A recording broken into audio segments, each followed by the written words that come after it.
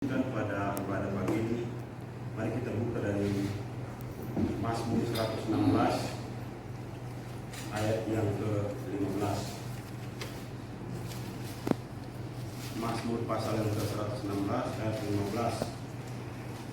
Nanti kita akan baca secara bersama-sama.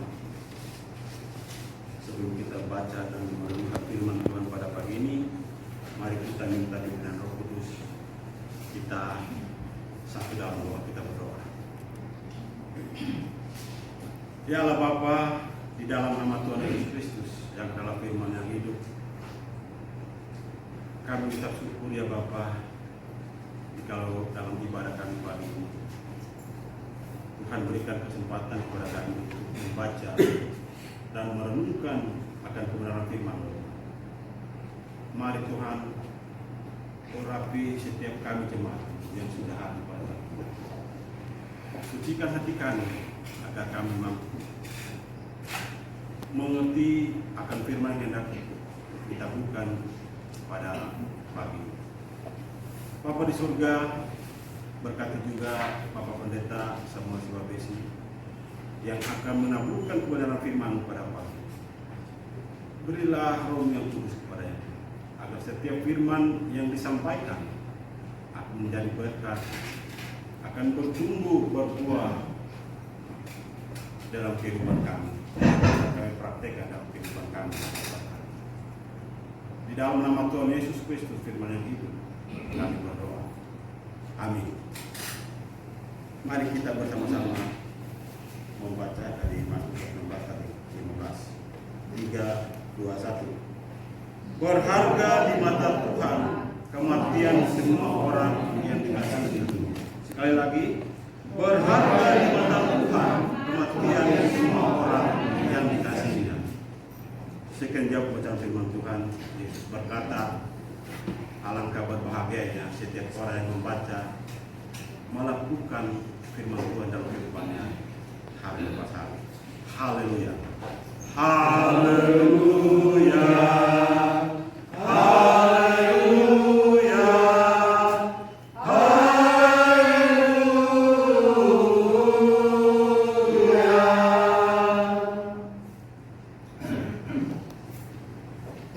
Sebelum kita masuk dalam renungan, kesaksian pujian dari barang-barang jemaat kami persilakan supaya kita terus dipercaya oleh firman-Nya, hingga kita dalam melangkah dalam aktivitas kita percaya Tuhan itu selalu tidak pernah meninggalkan kita. Lagu yang Saleh tadi, kalau Bapak Ibu lihat dari kata-katanya, itu sangat sesuai dengan firman Tuhan yang hari ini temanya berharga di mata Tuhan. Berharga di mata Tuhan. Tadi apa pertama? Tahu satu takut Allah menjagaku, ya. Tahu satu bimbang apa? Yesus dia jaga, dia pelihara, apa lagi? Tahu satu susah dia hibur, tahu satu cemas dia memberkati. Jadi dia pelihara, dia jaga, dia hibur dan memberkati. Itu yang terjadi. Itu yang terjadi. Makanya firman tadi saya cuma ambil satu ayat saja, ayat 15 itu yang menyatakan bahwa berharga di mata Tuhan kematian semua orang yang dikasihi. Sampai mati pun saudara masih dikatakan apa? Berharga. Sampai kita mati pun Tuhan masih menyatakan bahwa saudara berharga. Kenapa? Kenapa kok kita justru menjauh dari apa yang sudah Tuhan berikan kepada kita, sudah Tuhan tanamkan. Bukti-buktinya nyata, mulai dari kejadian, mulai penciptaan, saya selalu menyatakan bahwa Dia membuat saudara itu berfirmanlah Allah, marilah kita menjadikan, bukan jadilah manusia, jadilah binatang, jadilah, tetapi kita menjadikan. Artinya ada Allah Bapa, Allah Anak menjadikan saudara dan saya, membuat begitu, ya, dibentuk saudara. Jadi kita ini dia bentuk, ini kepalanya, ini badannya, tangannya, kaki, mata, hidung, telinga, seluruhnya dia bentuk. Nah itu kemudian pada saat dia mau naik ke surga, waktu dia mati dia menebus dosa saudara dan saya. Waktu dia mau naik ke surga saja dia tidak mau saudara menjadi yatim piatu. Dia minta sama bapaknya untuk mencurahkan Parakletos atau roh penghibur atau roh itu. Dia pergi aja, dia nggak mau saudara sendirian. Dia mau ada orang yang menolongmu, yaitu Roh Kudus yang saat ini ada dalam hidup kita sampai Koras tadi. Jadi apa yang perlu kita lakukan dari Tuhan? Tapi dalam proses setiap hari dalam latihan hidupmu, hidup ini ibarat sebuah latihan yang nantinya kita harus siap untuk menghadapi segala situasi. Nah, situasi itulah yang membuat evaluasi kita. Saya sudah seperti apa? Apakah saya sudah menjalankan firman atau belum? Nah, karena nantinya semua orang pasti diadili. Mau dia bersalah atau tidak bersalah, semua pasti diadili. Dan pengadilan yang akan mengadili itu hanya Yesus Kristus, yang tahu tentang kehidupan saudara. Nah, untuk itu saat kita ada di dunia ini, mari kita belajar untuk menginvestasi surga. Ada di mana? Ada di firman. Mari kita praktekkan firman itu dalam kehidupan kita berumah tangga. Suami mengasihi istri, ya istri tunduk kepada suami, anak-anak menghormati orang tua, keluarga rukun, kesanalah berkatnya dia apa? Perintah. Begitu saudara, simpel aja. Itu yang harus terjadi. Mari coba kita lihat yang terjadi pada Lukas 15. Yang terjadi pada Lukas 15 yaitu anak yang hilang, Bapak Ibu ya, anak yang hilang. Saya percaya Bapak Ibu sudah tahu tentang cerita ya, anak yang hilang. Bagaimana dia melakukan segala sesuatu hanya karena keinginan dagingnya. Kalau kita sama-sama lihat di Lukas 15 ya benar ya? Ayat berapa? Ayat 11. Jadi singkat cerita ini Lukas 15 ini singkat cerita, artinya bahwa dia merasa bahwa jenuhlah hidup ini. Aduh, nggak betah nih tinggal seperti ini aja. Saya harus segera keluar. Ini situasi yang terjadi pada kita loh. Kita mengambil sesuatu keputusan tanpa kita memikirkan nantinya seperti apa. Bagus sih, saya pikir bagus sebagai orang muda mau untuk melihat dunia ini lebih jauh ke depan. Tapi yang harus kita lihat, yang harus kita lakukan yaitu mari kita tanya dulu sama Tuhan, apa betul langkah saya ini? Gitu ya, langkah saya. Diambillah hartanya, dibawa, dan Bapak Ibu tentu tahu bahwa yang terjadi apa? Kelaparan melanda daerah yang dimana anak itu berada, sampai akhirnya ampas babi pun dia makan. Benar ya? Sampai ampas. Sekarang mau makan apa lagi? COVID-19 ini saudara melebihi dari perang dunia. Perlahan tapi menggerobot, perlahan tapi pasti. Mungkin di kita yang kebagian sembako mungkin bisa haleluya, haleluya, haleluya, haleluya. Tapi ada orang yang nggak kebagian saudara. Ada orang yang nggak kebagian hal itu.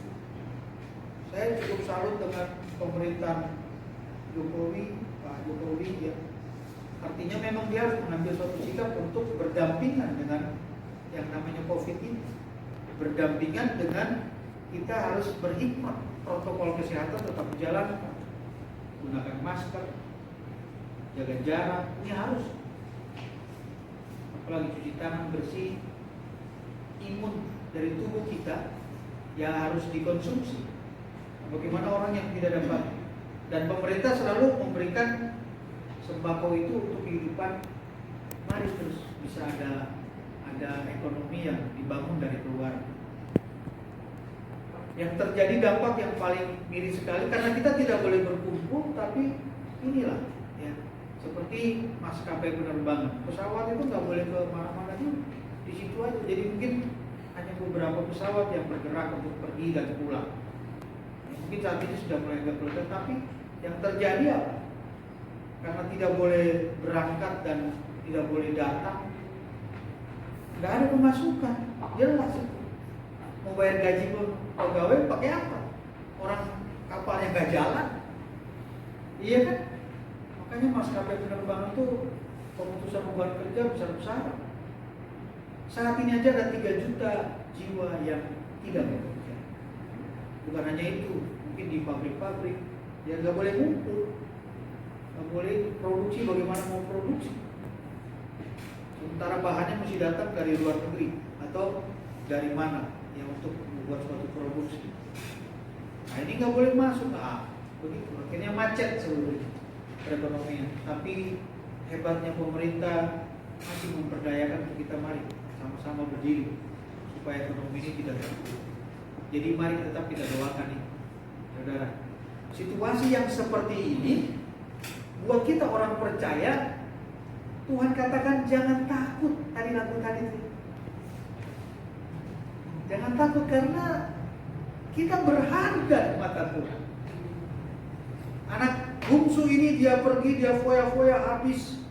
Setelah habis hartanya, dia makan itu ampas babi itu untuk mengisi perutnya. Dan pada saat itu dia nyadar, dia menyadari bahwa di rumah bapaknya ada banyak makanan. Di rumah bapaknya ada banyak orang upah. Di rumah bapaknya yang seharusnya kalau dia kembali mestinya dia dapat hukuman, punishment.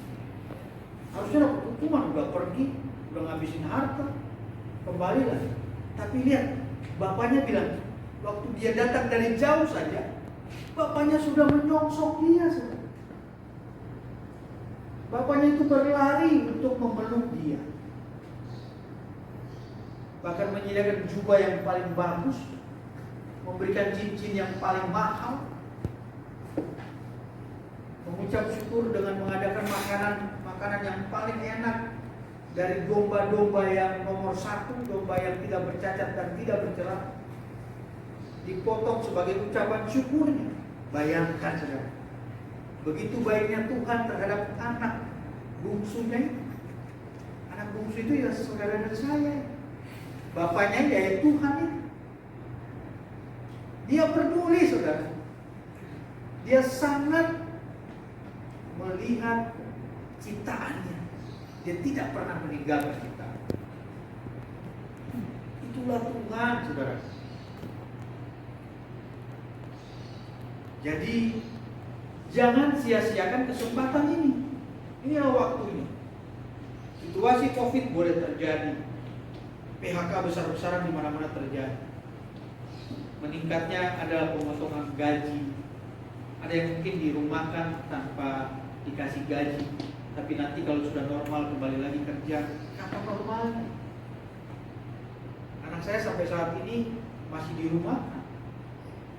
Masih dirumahkan, kerja di rumah terus. Yang untungnya ada gaji walaupun separuh. Tapi kalau begini terus kan, begitu saudaraku, kita punya Tuhan yang luar biasa. Jangan sia-siakan ini, jangan tinggalkan ini. Jangan kau menganggap bahwa dirimu yang bisa. Dan itu yang terjadi. Kenapa? Karena kita terbiasa untuk bangun pagi gak pernah berdoa, langsung kerja. Kerja di kantor segala macam, wah, tiba-tiba ada pujian di kantor, wah luar biasa. Langsung bangga, gue. Pulang ke rumah, begitulah pikirannya hanya kantor, datang di kerja, wah dia luar biasa. Akhirnya Tuhan terhimpit saudara. Roh Kudus terhimpit. Ayub katakan kita datang apa? Telanjang. Kita pulang telanjang. Waktu mati saudara bawa kebanggaan, bawa jabatan, bawa uang, bawa harta. Gak ada apa-apa yang kita bawa. Waktu mati kita gak bawa apa-apa. Orang datang menangis, sampai darahnya itu darah macam-macam keluar. Waktu hidup apakah dia ditengok waktu sakit? Dia datang dikunjungi. Waktu mati sampai parkiran gak cukup. Buat apa begitu?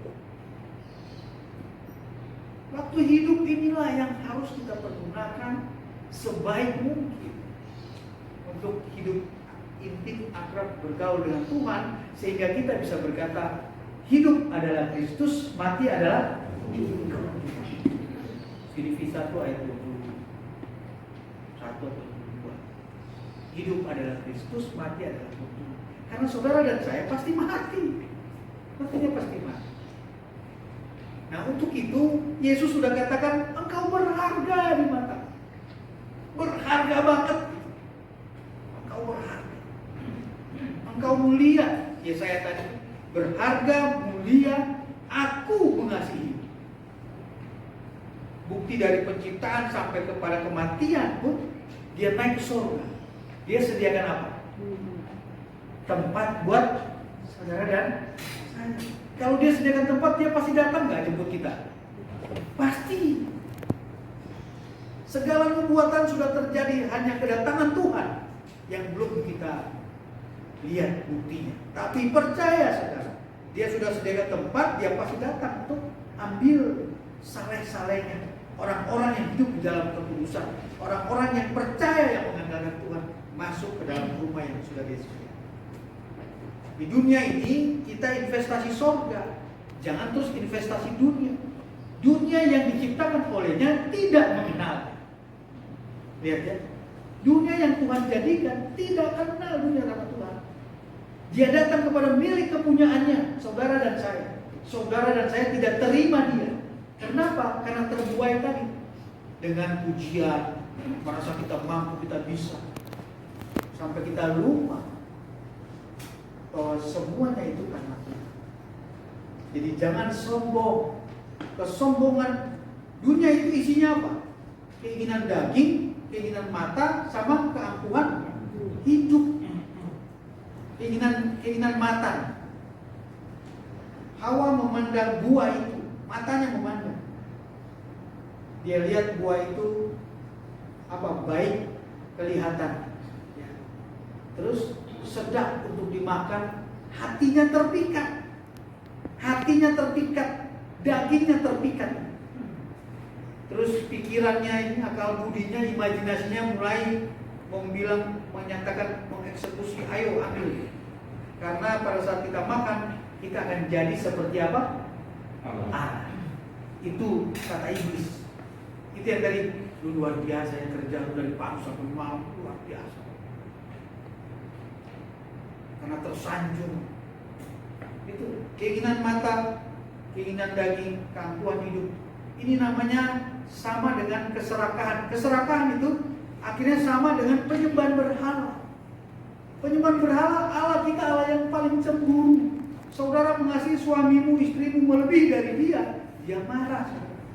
Saudara mengasihi anakmu lebih daripada dia, dia marah, dia Allah yang cemburu. Dia datang ke dunia untuk memisahkan antara bapa dengan anaknya, antara suami dengan istri, memisahkan. Untuk itu nomor satu kan, maka engkau akan di nomor satu. Haleluya. Mari Bapak Ibu Saudara, untuk itu bagaimana caranya supaya kita bisa mempertahankan penghargaan yang Tuhan berikan kepada kita? Yang pertama, kita buka di Filipi 2 ayat 12.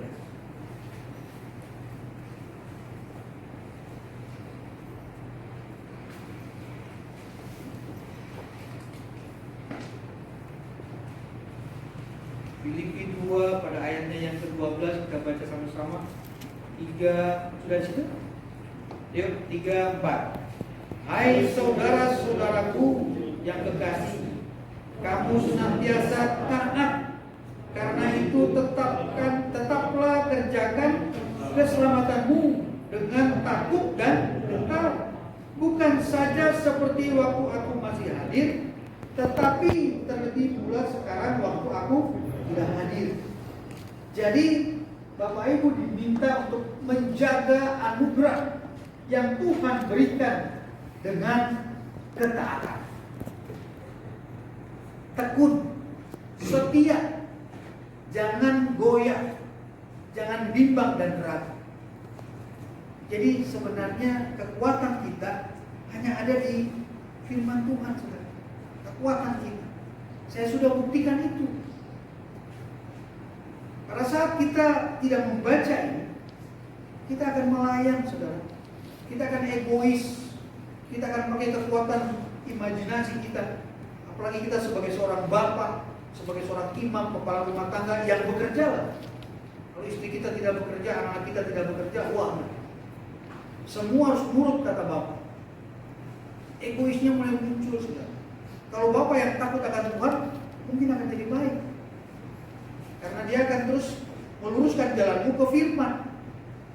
Tapi kalau masuk gereja aja nggak pernah, berdoa aja nggak pernah, apalagi membuka kitab suci. Bagaimana mungkin kita bisa memaintain keluarga kita kalau kita sendiri nggak baca kitab suci, saudara? Maka engkau akan memaintain saudaramu, memaintain anakmu, keluargamu hanya pakai logikamu. Perbuatan daging telah nyata. Apa saja? Percabulan. Apalagi? Hawa nafsu. Galatia 5. Yuk kita buka Galatia 5.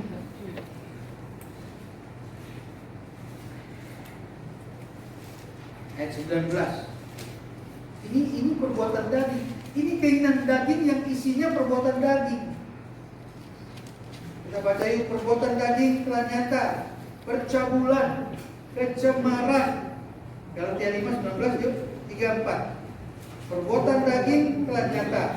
Percabulan, kecemaran, hawa nafsu, penyembah berhala, sihir, perseteruan, perselisihan, iri hati, amarah, kepentingan diri sendiri, percederaan, roh pemecah, kedengkian, kemabukan, pesta pora. Semuanya itu. Gak ada satupun yang akan masuk dalam kerajaan surga. Hawa nafsu, menginginkan sesuatu, kita mau kita yang lebih dulu, kita yang lebih. Kita mau akhirnya menjurus kepada egois.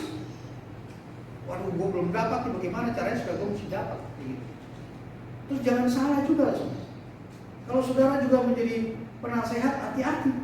Saya pernah katakan, pada saat engkau menasihati orang tidak dengar, kamu jadi sakit hati. Itu yang bahaya. Hati-hati.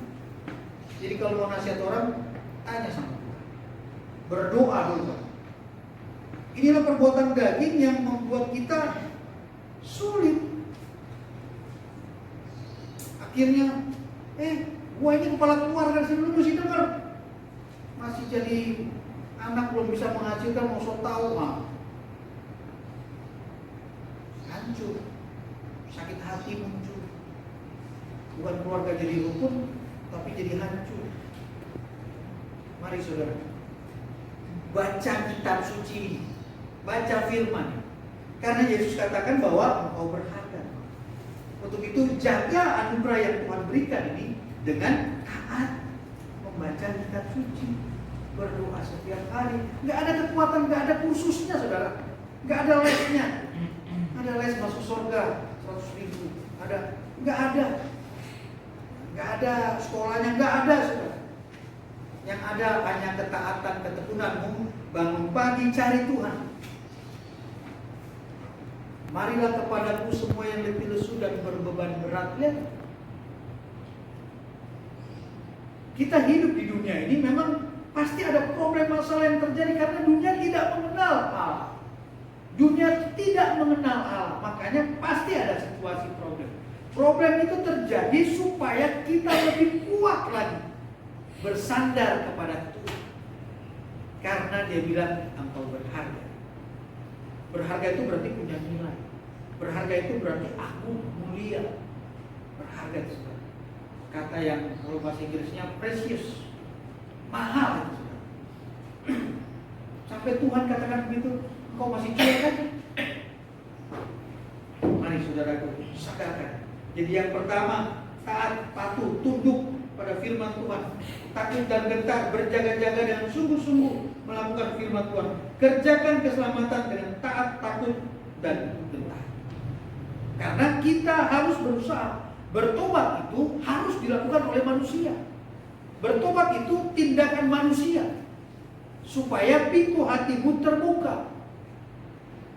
Kalau engkau mau diubahkan hidupmu dari lama menjadi baru, itu bukan tugasmu. Itu tugas Roh Kudus. Tugasmu, ampuni aku Tuhan, aku telah berbuat salah. Inilah pengakuan ini yang membuat pintu hati kita terbuka. Bertobat artinya metanoia. Metanoia itu apa? Perubahan pikiran. Berbalik dari 100 berbalik 180 derajat ke belakang. Jadi yang pernah bohong, mencuri, berdusta, ya, apa yang kita lakukan, mari kita tinggalkan. Itu yang akhirnya membuat Roh Kudus bekerja. Saudara akan rajin untuk membaca kitab suci. Percaya saudara, keselamatan milik pribadi lepas pribadi. Pertanggungjawaban itu milik pribadi lepas pribadi. Untuk itu mari kita raih dengan baca kitab suci. Filipi tadi katakan, Filipi 2 tadi ayat 12. Saudara-saudara kekasih, kamu senantiasa taat, karena itu telah tetap kerjakan keselamatan. Jadi keselamatan itu harus kita kerjakan, kita berjuang, harus tindakan manusia. Kalau engkau cuek aja bodo amat, ya sudah, tinggal siap-siap menerima Hades. Kalau orang kaya masuk ke Hades, sementara Lazarus orang miskin masuk ke mana? Firdaus. Dua arah itu aja. Kalau yang melakukan firman Tuhan pasti ke Firdaus, ada di pangkuan Abraham. Tapi kalau yang masuk ke Hades, siap-siap untuk nantinya menerima kematian yang kedua, yaitu api dan belerang yang terjadi. Disiksa terus, dihidupin lagi, disiksa lagi, dihidupi begitu. Nah, untuk itu mari. Yang kedua, Yohanes 4 ayat 34. Kita baca. Jadi yang pertama tadi yaitu ketaatan kita, ketekunan kita, jangan takut dan gentar untuk terus membaca kitab suci. Yohanes pasalnya yang keempat, ayatnya yang ke-34. Kita baca sama-sama Yohanes 4:34. Kata Yesus kepada mereka, makananku ialah melakukan kehendak Dia yang mengutus aku dan menyelesaikan pekerjaan. Ulang lagi sekali lagi. Kata Yesus kepada mereka, makananku ialah melakukan kehendak Dia yang mengutus aku dan menyelesaikan pekerjaan. Kehendak Dia siapa? Allah Bapa. Yang mengutus aku ini siapa? Yesus. Makanan, Bapak Ibu. Makanan ini apa Bapak Ibu? Makanan yang saudara makan itu apa? Itu kebutuhan pokok. Amin. Amin ya. Kebutuhan pokok makanan. Artinya kebutuhan pokok itu yang harus kita lakukan kehendak Tuhan.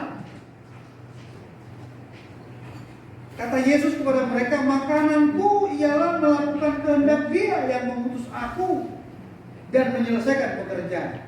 Makanan itu ibarat hal yang utama, kebutuhan pokok.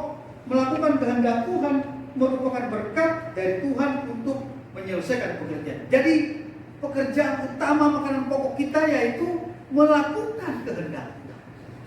Bagaimana kita bisa melakukan kehendak Tuhan kalau kita tidak baca kitab suci? Amin ya. Baca kitab suci baru saudara tahu melakukan kehendak. Kehendak Tuhan itu apa ya? Tercerminnya dari buah roh itu, kasih, apa ya? Sukacita, apalagi damai sejahtera, kesabaran, kemurahan, kebaikan, kesetiaan, kelemah lembutan, dan penguasaan diri. Kasih itu sabar, ya, tidak sombong, tidak membanggakan diri. 1 Korintus 3:13. Nah, itu yang harus kita lakukan kehendak Tuhan. Dimulai dari rumah tangga. Terbukalah saudara dengan anak-anakmu. Terbukalah saudara dengan istri. Terbuka. Kalau ada apa-apa, jangan diam, berkata-kata. Demikian sebaliknya, supaya tidak ada kepahitan, tidak ada kekesalan yang mereka diam kekal. Bahaya saudara, kalau ada itu terus akan berlangsung sepanjang, lama sekali. Akhirnya kepahitan, sakit hati yang sering terjadi apa sekarang? Kanker payudara. Yang terjadi buat laki-laki stroke, jantung. Itu yang sering terjadi. Kenapa? Karena menyimpan sampah. Kesel, mulai dari kesel, sebel dengan orang ini. Waduh, akhirnya kesel itu menjadi kepahitan. Kepahitan itu merusak kita punya pola hidup. Jadi, ngapain gue mesti itu? Pola hidup berkaitan dengan makanan yang kita konsumsi. Karena kesel makan gak mau, penyakit mah muncul, hepatitis B bisa terjadi, perut kembung. Sadari bahwa firman lah luar biasa firman. Jadi buang itu yang namanya kecewa, sakit hati. Buat apa bikin hati kita jadi hancur? Udah kita uang gak punya, miskin pula, sakit hati lah kalian. Buat apa? Kalau ada uang sedikit mungkin bisa senang-senang. Mari saudaraku, nah ini dia. Lakukan kehendak Tuhan. Makanan pokok itu menjadi kebutuhan pokok kita. Jadi kehendak Tuhan itu jadi kebutuhan pokok saudara. Makanya kita harus baca kitab suci. Maka harga yang Tuhan berikan kepada kita tetap bisa bertahan. Yang terakhir, 1 Petrus 2:9. 1 Petrus 2:9. Bapak Ibu catat dia supaya nanti pulang bisa ulang lagi di rumah. Tapi hari ini videonya ada, nanti saya kirimkan juga video. 1 Petrus 2:9.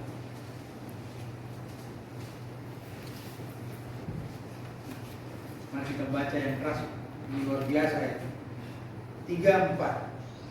Tetapi kamulah bangsa yang terpilih, imamat yang rajani, bangsa yang kudus, umat kepunyaan Allah sendiri, supaya kamu memberitakan perbuatan-perbuatan yang besar dari Dia, yang telah memanggil kamu keluar dari kegelapan kepada terangnya yang ajaib. Haleluya. Jadilah saksi Kristus. Di mana? Di rumah tanggamu, saudara. Di rumah tanggamu. Cepat mendengar, lambat berkata-kata. Jangan anakmu sedang berbicara langsung kau potong, karena anak tidak punya hak, tidak punya apa-apa. Padahal justru kalau kau potong itu sakit hati dia, itu bahaya buat dia. Istrimu karena hanya di rumah kerjanya, dia bicara ini, diam kau. Kau tahu apa? Ini situasi yang seperti ini. Padahal rumah tangga itu punya siapa? Punya siapa? Tuhan. Ayatnya di mana? Kejadian berapa? 2 ayat 18. Tidak baik manusia ini apa? Seorang diri saja. Kejadian 2 ayat 8 ke 18. Itu keluarga Tuhan yang bentuk. Kalau saudara hancurkan keluarga, hadapanmu Tuhan. Matius 18 bilang 2 orang sepakat minta apapun juga, Bapakku di sorga mengabulkan permintaan. Cuma sepakat. 2 orang ini berarti bicara suami istri. 2-3 orang berkumpul dalam namaku, itu bicara keluarga. Ada anak. Amin. Bersatu minta. Keluarga rukun kesanalah berkatnya di. Jadi mulai dari keluargamu menyaksikan firman Kristus kepada anak-anak. Haleluya. Bapak Ibu senyum dong. Ya. Jadi hari ini ada 3 hal yang kita dapat dari berharga di mata Tuhan. Kita mau jaga berharga itu dengan taat baca kitab suci. Terus kita mau supaya lakukan kehendak Tuhan itu menjadi sesuatu yang pokok, yang utama. Dia bilang makananku. Nah, kita makan itu kebutuhan pokok. Coba kita nggak makan, kita loyo, kita letoy. Yang ketiga, jadi saksi. Diberitakan firman mulai dari Yerusalem. Amin ya, Bapak Ibu. Nah, begitu mari kita sadari ini, istri-istri tunduklah kepada suami. Jangan tanduk, saudara. Tunduk itu kalau dia bangun, mari kita sediakan apa yang menjadi kebutuhan. Mungkin teh, air putih panas, atau apa. Sediakan buat suami kita. Itu kita hargai. Makanya kalau orang di dalam firman pasti ada kasih gitu. Nah, kasih itulah yang menyatakan kasih masuk dalam hidup kita, tercetus dengan implementasi dalam praktek hidup kita. Nah, kasih itu hanya ada di mana? Ada di rusun. Ada di mana? Di Volker. Allah itu adalah kasih. Allah itu hanya ada pada mulanya adalah firman, dan firman itu bersama-sama dengan Allah, dan firman itu adalah Allah. Jadi konsumsi ini, saudara. Saya pun hamba Tuhan yang selalu begitu, tetap saja diuji. Ini turun dari mimbar, ini pasti diuji. Saya tetap diuji. Makanya kita butuh yang namanya perlindungan Tuhan. Haleluya. Bapak Ibu jangan bosan ya dengan firman Tuhan. Mari terus mendengarkan firman Tuhan supaya Bapak Ibu dalam kehidupan kita sehari-hari, karena kita tinggal di dunia yang tidak mengenal Allah itu, umat pilihan yang diciptakannya juga tidak menerima Dia. Mari kita konsumsi firman Tuhan supaya kita menerima. Jadi saya ulang kembali, kita menghargai apa yang telah Tuhan berikan kepada kita. Bagaimana penghargaan yang Tuhan berikan kita jaga. Yang pertama yaitu taat, setia, patuh, jangan goyah baca kitab suci. Karena kalau kita baca tahu kitab suci yang baca kita. Kalau kita sudah baca terus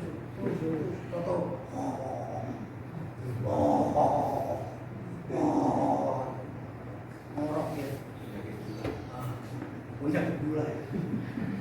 Kalau baca terus nanti penyakit gulanya pasti hilang.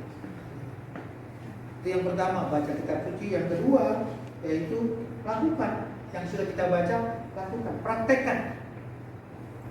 Yang ketiga, jadilah saksi Kristus. Amin ya. Jika ini pulang Bapak Ibu praktekkan dalam kehidupan Yerusalem, percaya Engkau akan berkata. Amin. Mari kita akan mengikrarkan pengakuan jemaat kami, jemaat Getsemani. Jemaat yang sangat sederhana, jemaat yang jumlahnya kecil Tuhan, jemaat yang Tuhan punya Bapak. Hari ini firman-Mu menyatakan bahwa jemaat Getsemani berharga Bapak. Untuk itu Tuhan, bukan karena kita sedikit, bukan karena kita kecil, bukan karena kita orang yang tidak punya. Tuhan menjadikan Engkau dengan Ia berkoordinasi, dengan Ia berdiskusi, dengan Ia kumpul bersama Allah Bapanya, Allah Anak dan Allah Roh Kudus. 3 pribadi ini Tuhan membentuk jemaat Getsemani dalam nama Yesus. Dalam nama Yesus. Untuk itu Tuhan aku doa, tidak satu pun yang terhilang yang hadir pada hari ini Tuhan. Dari depan sampai belakang, dari kiri sampai kanan Tuhan. Dalam nama Yesus. Tuhan, apapun problem masalah mereka, mari Roh Kudus hari ini Tuhan pasti akan bekerja dalam setiap masalah. Tuhan akan membantu menyelesaikan dalam nama Yesus. Apakah itu kebutuhan keuangan, apakah itu kebutuhan ekonomi mereka, makan minum mereka, keadaan kehidupan keluarga, suami, istri, anak-anak, dalam nama Yesus Tuhan. Dalam nama Yesus Tuhan, lawat setiap mereka. Yang sakit Tuhan sembuhkan, yang terikat Tuhan lepaskan, yang terbeban berat Tuhan berikan jalan. Dalam nama Yesus, aku percaya tidak satu pun yang terjadi. Mereka sudah mendengar firman tentang berharga di mata Tuhan. Setiap umat yang percaya kepada untuk Tuhan, dengarlah seru doa. Tidak kurang panjang tangan Tuhan untuk menjamah, membersihkanmu, membuat engkau tahir, membuat engkau sembuh pulih. Tidak kurang tajam pendengarannya untuk mendengar seruan doa. Minta sama Tuhan. Percaya apapun yang menjadi kebutuhanmu, Tuhan sediakan. Kebutuhan rumah yang kita perlukan supaya kita tidak mengontrak lagi, ya Tuhan, dalam nama Yesus Tuhan sediakan bagi kami dalam nama Yesus. Kebutuhan pekerjaan di zaman COVID ini Tuhan, banyak PHK, banyak yang dirumahkan, banyak pemotongan, banyak hal-hal yang terjadi ya Allah. Tapi aku percaya Tuhan, anakmu, biji matamu yang engkau katakan berharga ini Bapa, Tuhan sediakan mereka pekerjaan dalam nama Yesus. Sediakan mereka pekerjaan karena mereka punya Tuhan yang punya dunia dan isi. Terima kasih Bapa, terima kasih Tuhan yang masih tetap bekerja. Tuhan berikan tanggung jawab yang benar bagi mereka untuk melakukan tanggung jawabnya. Terima kasih. Aku doa ya Allahku buat jemaat Getsemani, mulai dari balita, batita, remaja, pemuda, orang tua dewasa, bahkan sampai kepada lansia, tidak satu pun yang terhilang. Tuhan lawat setiap mereka, Tuhan ubah mereka, Tuhan berikan tatanan normal ini, new normal ini menjadi kemampuan mereka karena mereka berharga di mata Tuhan. Terima kasih Tuhan, terima kasih Bapa. Aku berdoa bagi mereka yang sakit ya, dalam nama Yesus, siapapun dia yang pada saat ini menderita sakit penyakit sampai dengan saat ini, kami percaya dengan bilur-bilur Kristus mereka sudah disembuhkan. Untuk itu Tuhan bangunkan iman mereka. Bapak Eli Opir, Nona Evi Opir, Ibu Sherlyn Nenggolan, Ibu Linda Nesika, Bapak Yopi Syahaya, Bapak Wem Laku Prisa, dalam nama Yesus. Setiap lansia yang ada di tempat ini Tuhan, Ibu Siwa Besi, Ibu Makawekes, Ibu Batakaya, semua Tuhan berikan kekuatan ekstra bagi mereka, untuk mereka terus dipenuhi oleh kuasa-Mu, kekuatan yang baru datang bagi mereka, terus mereka melayani Tuhan. Terima kasih Tuhan, terima kasih Bapak, terima kasih Roh Kudus. Yang berulang tahun Ibu Sherly Nenggolan, terima kasih Tuhan. Bapak Mario Dewana, terima kasih. Buat 1 tahun Tuhan memberikan kembali kepada 2 hamba-Mu pada hari ini. Mereka ditambahkan 1 tahun kembali. Artinya Tuhan katakan mereka berharga di mata. Untuk itu diberikan 1 tahun bertahun. Biarlah ucapan syukur dari keluarga Ibu Sherly, Bapak Dewana, Mario Dewana, untuk mereka naikkan dengan datang beribadah kepada Tuhan. Makasih Tuhan, makasih Bapak. Jadi Tuhumuri, dalam nama Yesus, Tuhan tahu persoalan yang dihadapi, kami terus memohon belas kasihan Tuhan untuk pulihkan dia dalam nama Yesus. Semua yang membantu dalam pelayanan pagi hari ini Tuhan, penerima tamu dalam nama Yesus Tuhan. Semua Tuhan, siapapun yang melakukan pembacaan firman Tuhan dalam nama Yesus, WL sebagai MC membawakan memandu dalam lagu-lagu dalam nama Yesus Tuhan.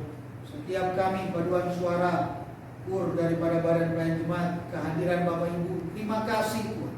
Semua yang melakukan hari ini Tuhan, terima kasih. Yang juga membuat video dalam nama Yesus, Reta Sevanya dalam nama Yesus, juga RC Maliholo dalam nama Yesus, terima kasih Tuhan. Ini sebagai kami mau menyampaikan ini kepada orang-orang saudara-saudara kami yang tidak hadir. Tuhan kuduskan video ini dalam nama Yesus Tuhan, sehingga mereka menonton, mereka diberkati, mereka bertobat dalam nama Yesus. Kasih Bapa, kasih Tuhan.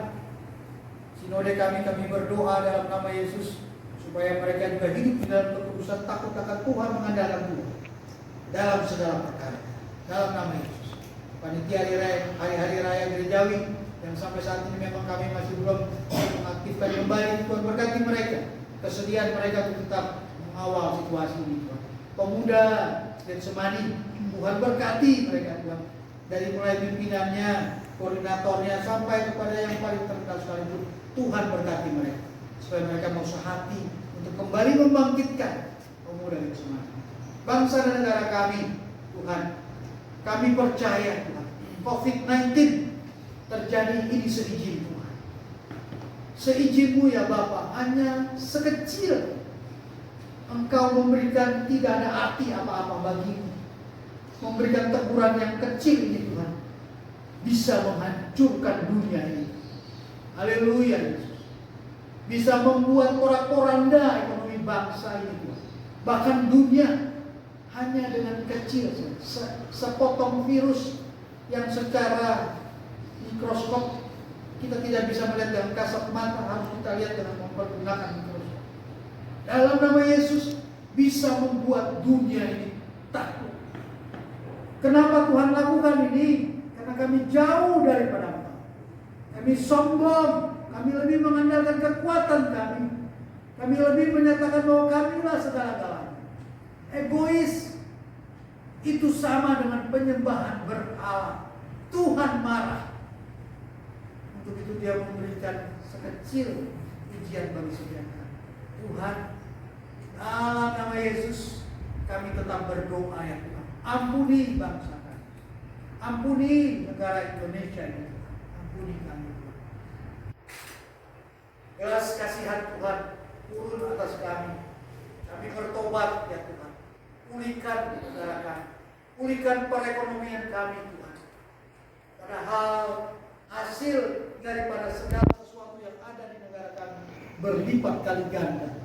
Apakah itu dari daratan, perkebunan, pertanahan, ladang sawah, bahkan batu bara, Tuhan, emas, semua hasil-hasil yang ada di Indonesia luar biasa. Dari lautnya, ikannya, tambang gas, tambang, oh Yesus, minyak, oli, aftur, semuanya ada di dunia bumi Indonesia ini.